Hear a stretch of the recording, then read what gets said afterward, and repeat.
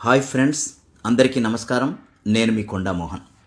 మార్చి 3న ప్రతి సంవత్సరం ప్రపంచ దేశాలన్నీ అంతర్జాతీయ వన్యప్రాణి దినోత్సవాన్ని జరుపుకుంటాయి.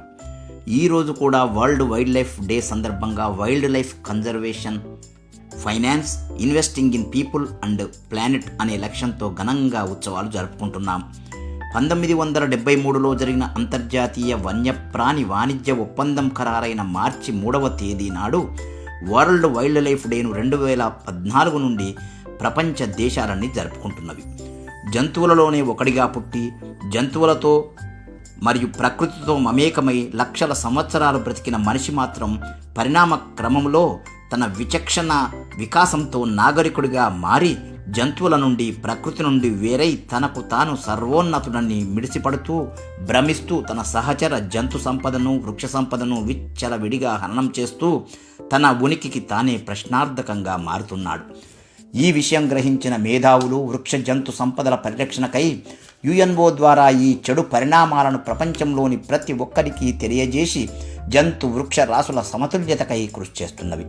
IUCN రెడ్ బుక్ ప్రమాణాలతో కానీ, సైటస్ లెక్కల ప్రకారం కానీ కొన్ని వందల జాతుల జంతు వృక్షరాశులు అంతరించిపోయాయని, ఎన్నో జాతులు అంతరించడానికి అతి దగ్గరలో ఉన్నావని, ఇదే విధంగా కొనసాగితే కేవలం కొన్ని దశాబ్దాలలోనే జంతు వృక్షరహిత భూతలంపై సకల ఎకోసిస్టమ్స్ నాశనమై భూతాపం పెచ్చరిల్లి సముద్ర మట్టాలు పెరిగి మానవ జీవనం నరకప్రాయం కాగలదని ప్రపంచ మేధావుల తీవ్ర హెచ్చరికలు కలిచివేస్తున్నవి.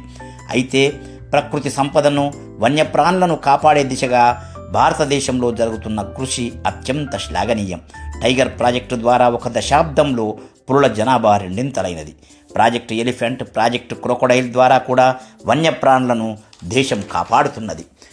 ఇక ఈరోజు మన ప్రియతమ ప్రధానమంత్రి నరేంద్ర మోదీ గారు గిర్ ఫారెస్ట్ దర్శించుకొని వన్యప్రాణి అభివృద్ధి కొరకు ₹2,900 కోట్లు వెచ్చించడం జరిగినది.